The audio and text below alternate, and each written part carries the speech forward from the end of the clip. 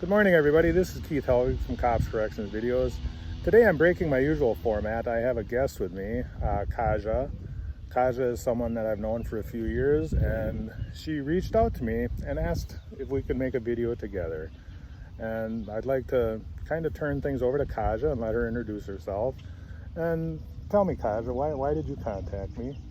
So Keith, first of all, I'll introduce myself. Like Keith said, we know each other from a professional organization here in Fond du Lac, and I've known him for 3 years. And so I reached out to Keith because I know that he is a police officer, and I know that he is someone who is fair and sees people as people, not by the color of their skin, but by the content of their character. So I felt comfortable reaching out to Keith to talk about these protests that have been happening, and so we wanted to come together and present positivity and our perspectives on protesting, but peacefully.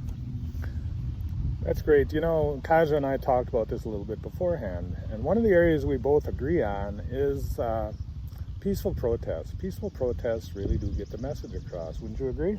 I agree, Keith, and one of the things that we agreed upon strongly is that I understand that there's pain and anguish around seeing someone, anyone, especially a person who is of color, when you're faced with already, I guess you could say, disadvantages in society, maybe because of that at times. But we wanted to talk about how peacefully protesting will help the communities better than anything that has to do with looting and rioting, because when you do that, what's happening is the people doing that are willfully perpetuating negative stereotypes, and that's going to impact the youth in your community. It's going to impact your uncle who maybe never went protesting, your black nephew who may get pulled over 2 weeks after the protests have ended, maybe for a back light being out, or maybe a police officer of any color want to say, okay, this person's light is out, I have to pull them over. After all this is happening, what's happening is people are causing us to be I guess you could say, weary of each other. So if you're looting and rioting, you're gonna perpetuate the idea that it's an us against them mentality, and that's not what you want to promote, especially for Black youth and innocent community members who definitely want to see change, but without the rioting and the looting and basically committing crimes as in the name of honoring someone who was a peaceful person who passed away in an unpeaceful way. And I have to say that I agree totally with what Kaja was just saying. One of the things we talked about is during the peaceful protests. I know here in Fond du Lac we had a peaceful protest, and the sheriff and the police chief joined in. Several police officers came in off duty in uniform, not to monitor the crowd, not to control the crowd, but to be a part of the crowd. And it was a peaceful protest. I'm not sure how many people it attracted, but there were quite a few people, and it took a couple hours, but it was peaceful. I know the sheriff spoke to them, the police chief spoke to them, they allowed some of the Black community leaders to get up and speak, and it was a good, peaceful protest. It was a good, positive protest. One of the things that Kaja brought out was the perpetuating of negative stereotypes. When I see the looting going on, I know that that's not indicative of the Black community as a whole. I know that just like 99.9% of police officers are good, honest police officers, 99.9% of Black people in this country are just the same as white people in that they want to have peaceful lives. They want to have secure lives. They don't want to have to worry about being pulled over by the police and something's going to happen to them. But by looting and stealing, it's perpetuating the negative stereotypes, and it's reinforcing a lot of people who truly are racist. And I think that's the horrible part about it. In a peaceful protest, I have no problem at all. It's your right to do so. It's your right to protest peacefully and assemble peaceably.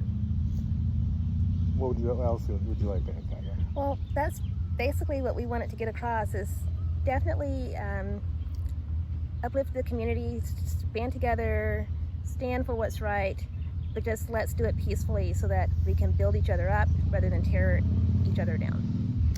I think the important thing we need to remember is we talk about racists, we talk about race wars, and it sounds like a cliche, but we're all one race. We are the human race, and we need to treat each other accordingly.